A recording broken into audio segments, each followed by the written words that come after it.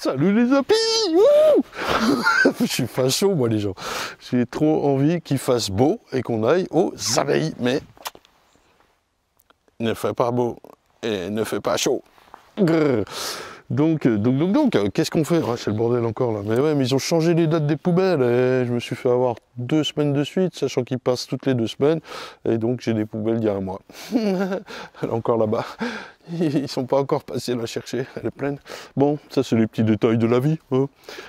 Qu'est-ce qu'on fait nous en ce moment les gens? Eh bien on continue nos petites préparations de saison.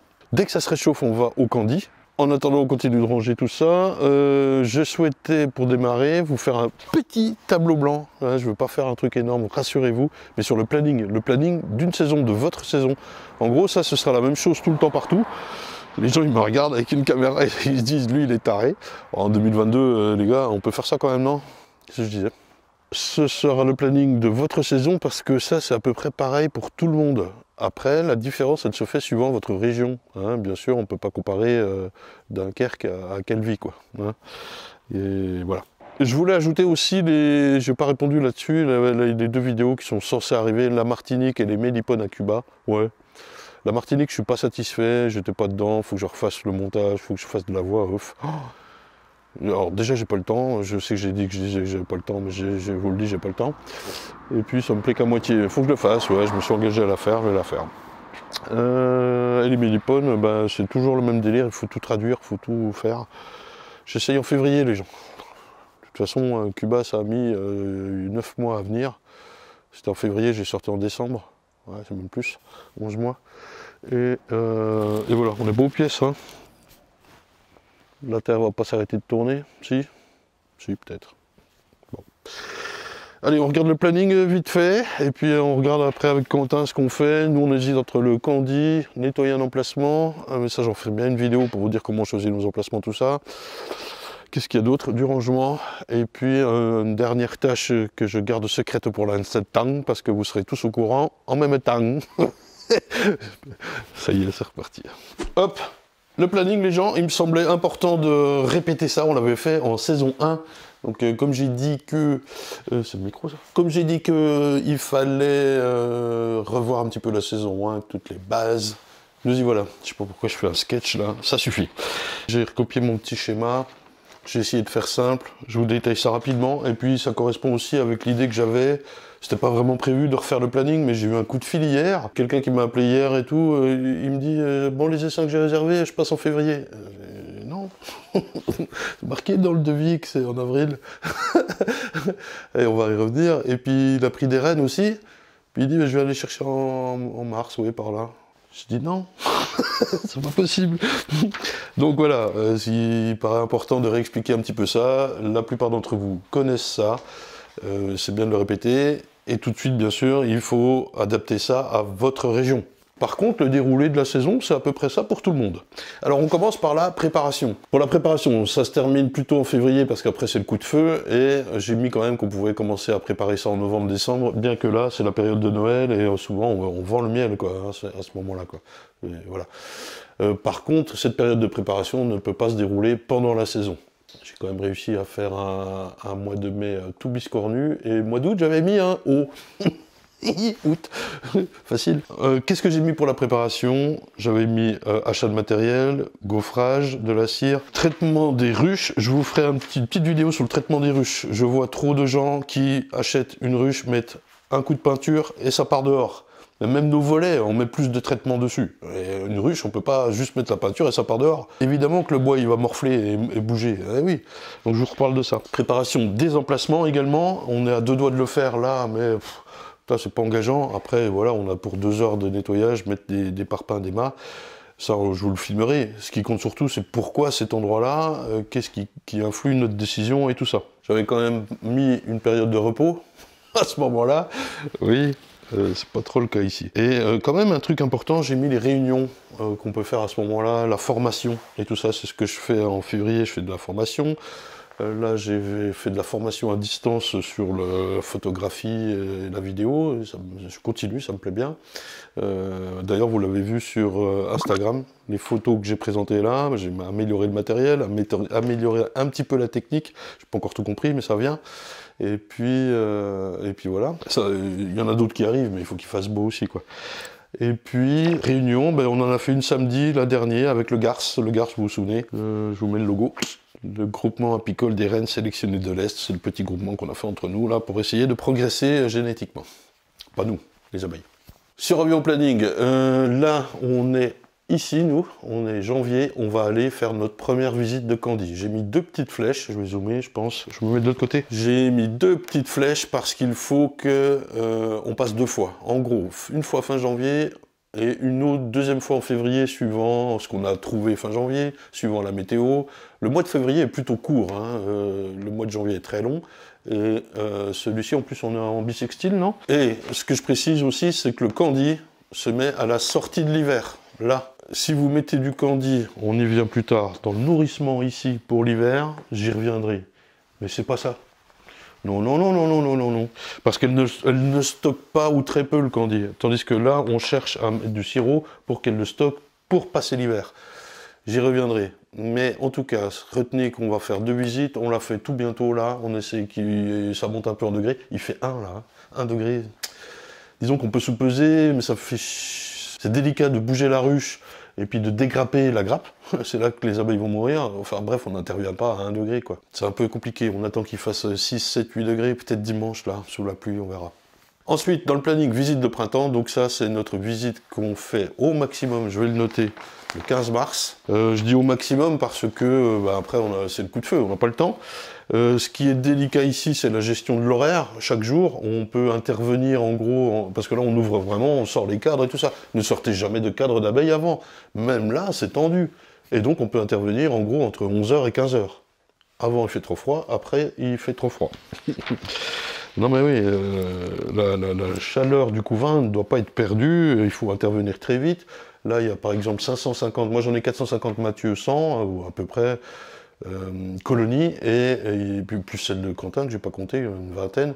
Bref, ça nous fait vachement de colonies à voir en très peu de jours, et très peu d'encarts météo favorables. À cette visite de printemps-là, il n'est pas exclu, suivant l'état d'avancement des colonies et de la météo, qu'on mette une feuille gaufrée à construire.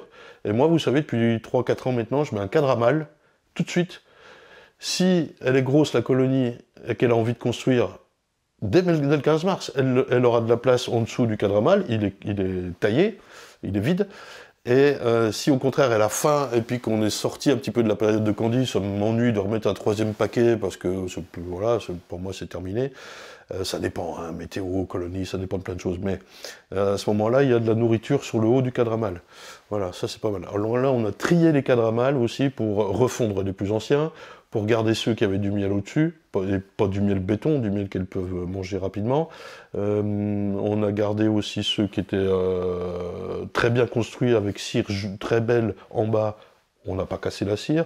Celle où c'était cassé, on a racassé. Bref, on a fait un tri sur les cadres à mâle. Ensuite, on arrive à la vente des essaims. Donc là, on est chez moi entre le 1er et le 15 avril. Du 1 au 15-4. Je mets un point d'honneur à ce que les essaims soient vendus à cette date-là pour qu'ils puissent faire la saison derrière. Il n'est arrivé que en 2021, l'année qui vient de s'écouler, de les disposer au 17 ou 18, je sais plus, avril, pour vous dire que ça sentait déjà mal à cette période. Je reviendrai sur les essaims à propos du nourrissement tout à l'heure.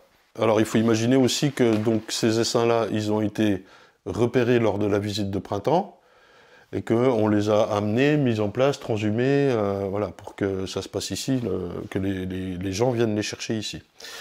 La seconde visite, ici, c'est la visite des ruches de production. Donc là, elles sont repérées, hein. Moi je mets 3 lettres, A, B et C. Les A, c'est des exceptionnels, les B, c'est de l'énorme majorité, c'est dans la moyenne, et rien de spécial. Les C, c'est un problème de reine, il y a un problème quelconque. Elle pétouille, on n'en fera jamais rien. Celle-ci, soit je change la reine rapidement si j'ai du rab, mais c'est rare, soit, de toute façon on le verra en saison, soit je la divise tout de suite en essaims, on verra.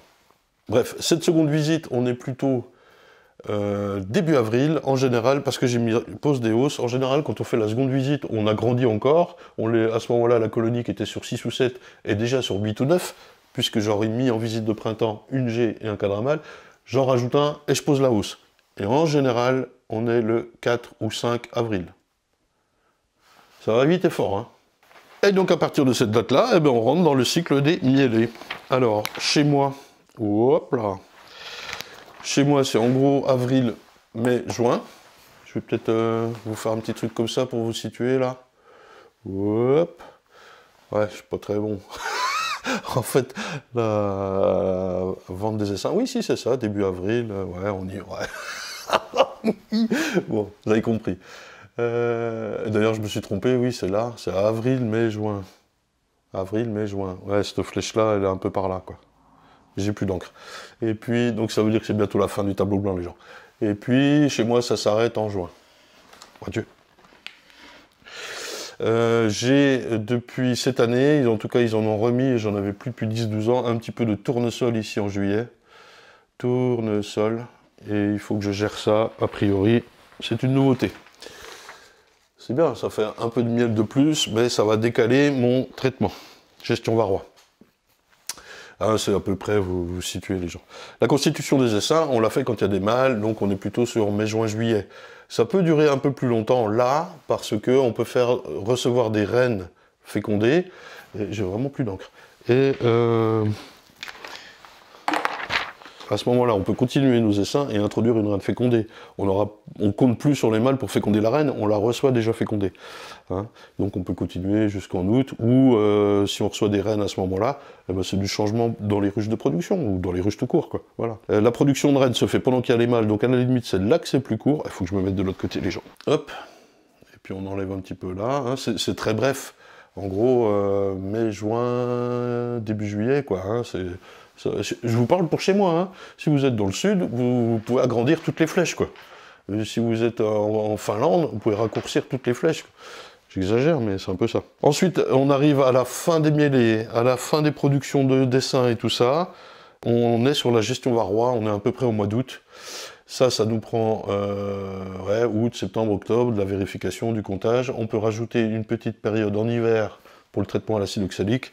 C'est pareil, on y reviendra fortement cette année, notamment avec notre ami, je l'espère, il n'est pas au courant, mais je sais qu'il a envie, et moi aussi j'ai envie, une vidéo à jour avec Joe Veto. Ce serait intéressant. J'ai rajouté gestion du frelon. Ça rentre dans notre apiculture complètement. Je ne maîtrise pas, moi, le frelon du tout. Hein. Un nid a été détruit il y a quelques semaines, là, à 4 km. Mais j'en ai pas eu sur mes ruches encore. Ça vient cette année, et si elle est bonne, c'est sûr. Donc, on fait une gestion au début de l'année, une gestion en fin d'année. Je vous prévois une petite vidéo en février, là-dessus. Une en février et une en septembre-octobre. On enchaîne tout de suite avec le nourrissement. Le nourrissement, on est plutôt... Je l'ai mis où? Là. Donc c'est une fois qu'on est sorti des mielés, ça peut être le mois d'août si c'est très sec, qu'elles n'ont rien à bouffer, un peu décalé si elles ont réussi à faire des réserves, ça dépend de plein de paramètres. Mais en gros, ce qui est important de retenir, c'est que ça se termine, chez moi toujours, au 15-10. 15-10. Au 15 octobre, moi c'est plié, et on rentre dans la période de repos des abeilles. Voilà, je les touche pas, je ne les touche pas. Novembre, décembre, janvier, de toute façon il fait 1 degré, et dès qu'on peut, on attaque là au candi. Voilà. Ça, c'est notre planning. C'est pas trop mal, j'espère que c'est pas trop long. Et voilà. On revient en détail sur tout ça tout au long de la saison. Ça va être génial. Ça va être génial. Ouh. Trop joli. Bon, ouais, on a reçu des petits gilets, des petits sweats, des petits t-shirts. Hop, les gens, regardez. On a reçu des t-shirts une saison aux abeilles avec... un petit enfumoir, une ruche, une cellule royale et quelques abeilles. Il y a quoi? Il y a 2-3 couleurs. Oui, plus que ça. Il y a le team Yusa. Tiens, déplie-le, qu'on le voit, s'il te plaît. Parce qu'en plus, il est plié comme une merde. Ah, c'est beau, ça.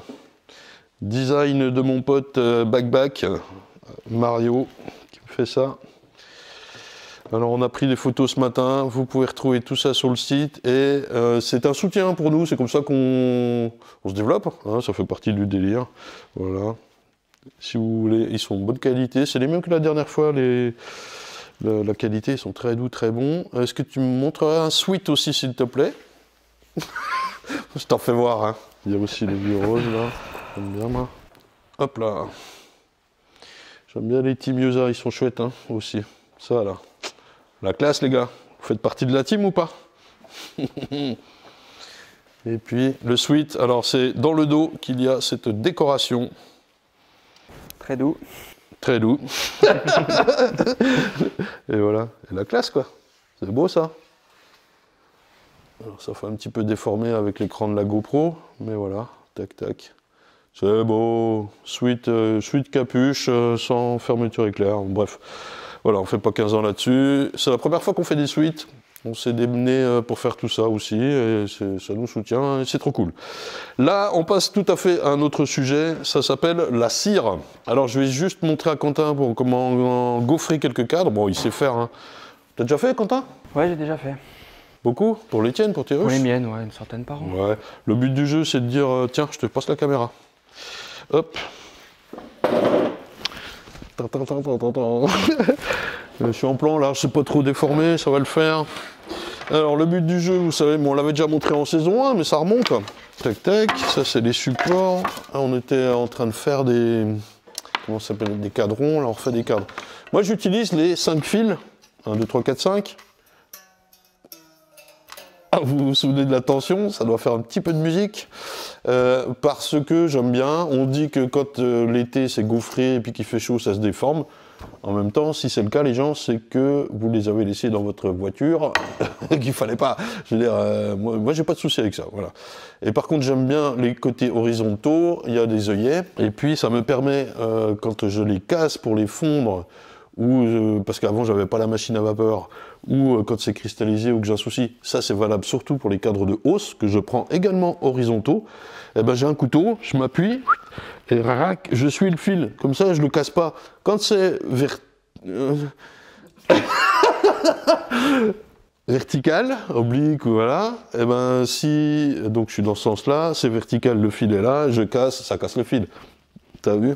Et moi ça me saoule. Voilà, c'est pour ça que je choisis ceux-là, moi. Tac, on se met comme ça, on prend une feuille de cire qui, je le rappelle, la mienne est cassante. Donc on fait attention, on la travaille... Ouah, ça a failli. On la travaille plutôt vers 20 degrés, mais là il fait 15, c'est pas énorme. Je la place, la mienne est cassante parce qu'elle est non laminée. Voilà.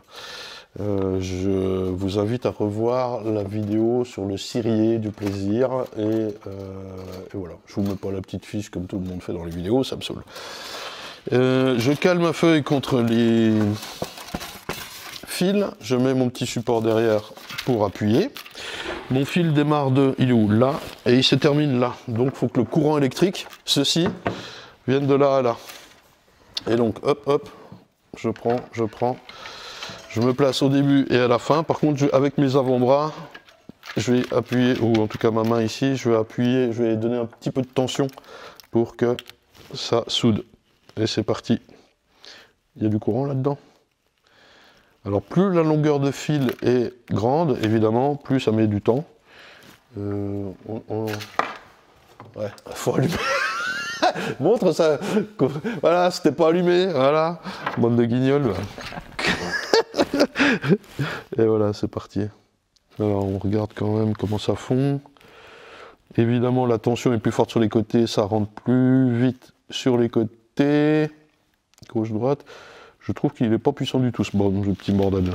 Hop, donc éventuellement je redonne un coup au milieu, juste à une. En fait c'est pour appuyer, c'est pas pour envoyer du jus, hein, quand j'en mets qu'une. Si j'en mets deux là, vous êtes d'accord que la tension électrique, elle passe sur 2 cm et ça éclate le fil, hein, évidemment. Donc, je ne vais pas le faire, mais des fois on est comme ça, on fait ça, ça fait une étincelle, et c'était trop rigolo.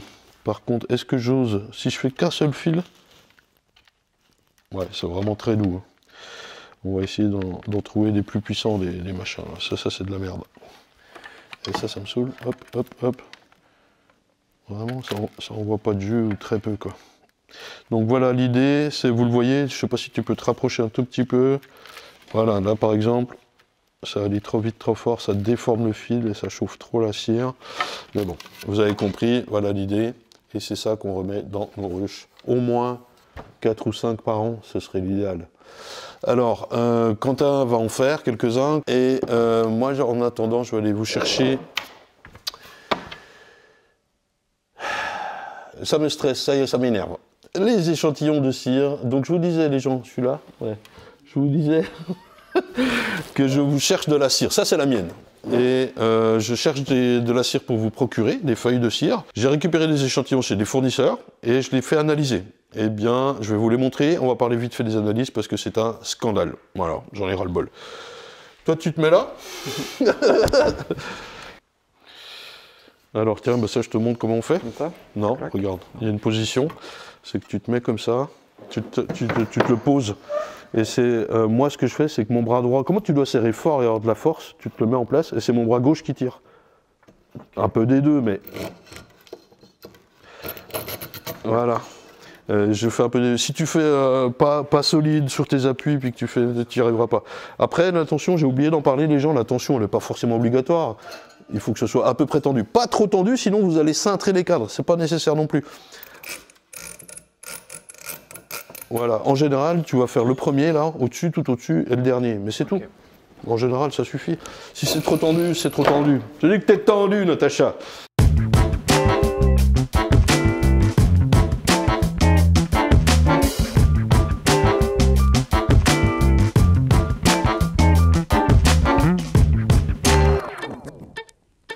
Comment que c'est? Ça va?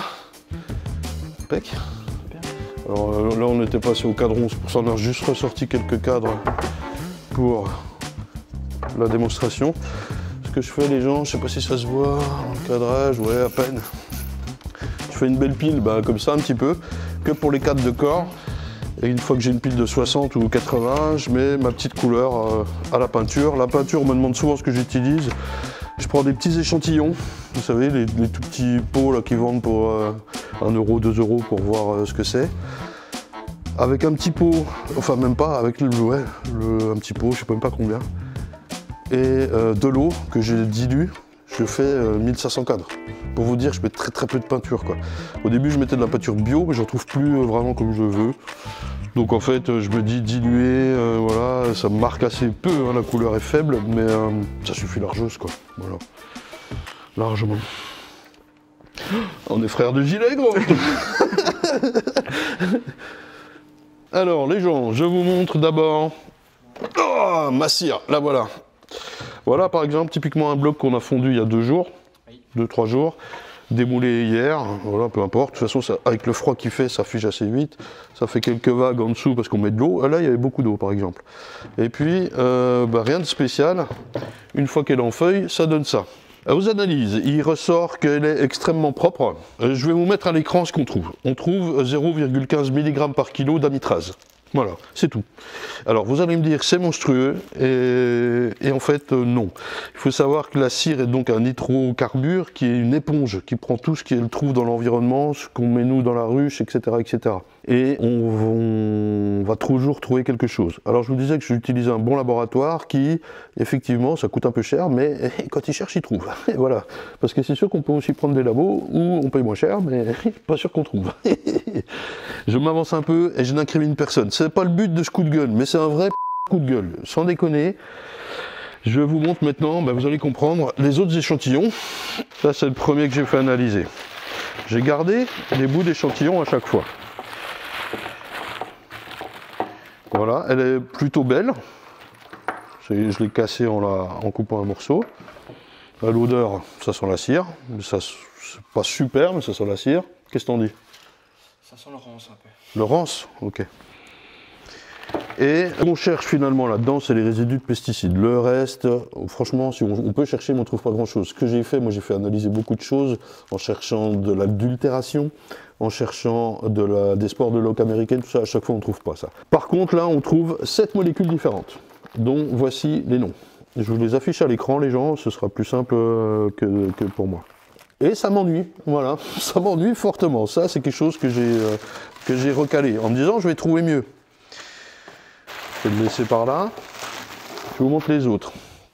Ensuite, cet échantillon. On le retrouve pas, les gens. Merde, on a tout rangé. Il y a un échantillon qui a disparu. Bon, si je remets la main dessus avant ce soir, parce qu'on est déjà jeudi, il faut que je finisse la vidéo, je vous le montre. Mais c'est pas trop ce qui importe. Le truc, c'est qu'il y a, combien j'ai dit, 10? Je sais plus. Molécules dedans. Je vous les mets à l'écran. Voilà. Ensuite, c'est pas fini. Celui-là, 12 molécules là-dedans. 12, 100. Ça sent pas grand-chose. Ça sent pas grand-chose. Celle-ci, Ça sent pas la cire. ça sent pas la cire. Qui dit eh ben, là, j'attends les analyses, je devrais les avoir aujourd'hui ou demain. Très honnêtement, on va pas être en dessous de 10 molécules différentes. Bref, le coup de gueule, c'est de dire comment l'exprimer avec des mots sincères et véritables. C'est une belle merde. Non mais voilà, il faut dire les choses aussi.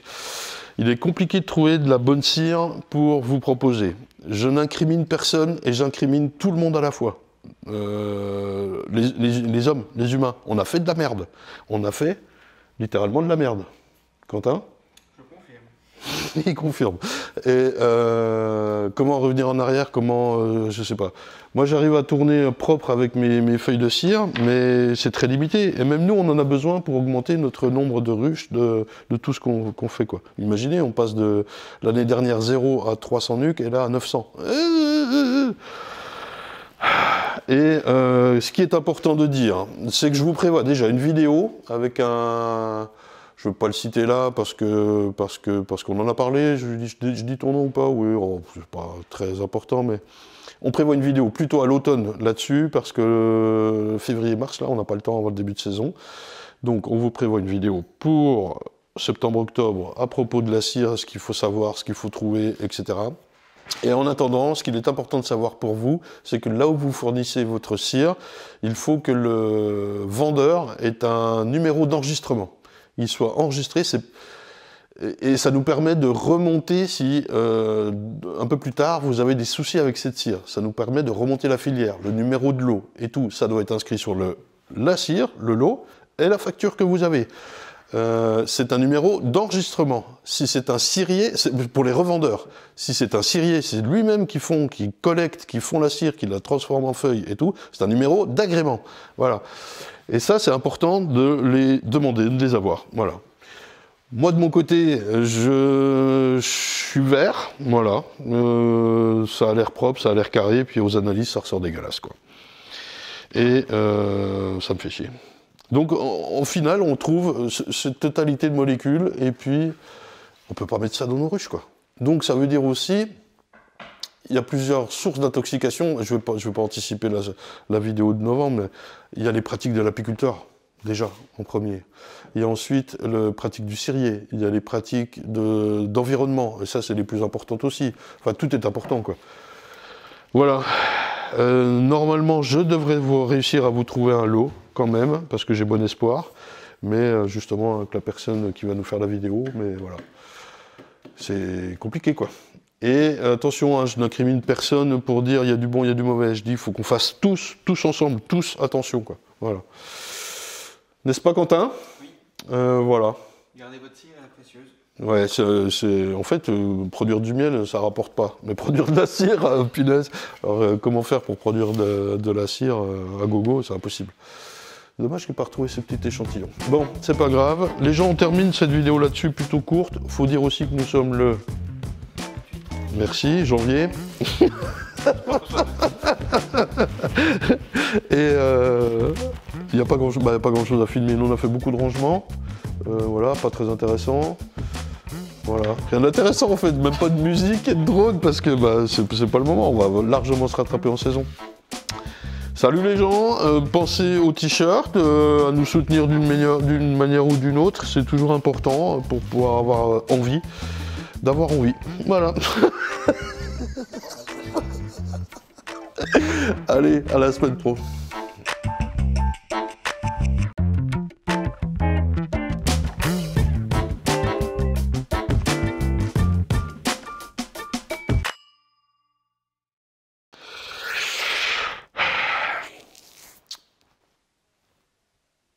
T'es tendu, je te dis que t'es tendu. Hein. Bon les gens, ça résonne un peu, nous avons fait le planning, voilà, là je vais montrer la cire à... Quentin. à Quentin, qui lui il a signé pour faire des abeilles, et pour l'instant on fait pas du tout des abeilles. Je vous raconterai un jour.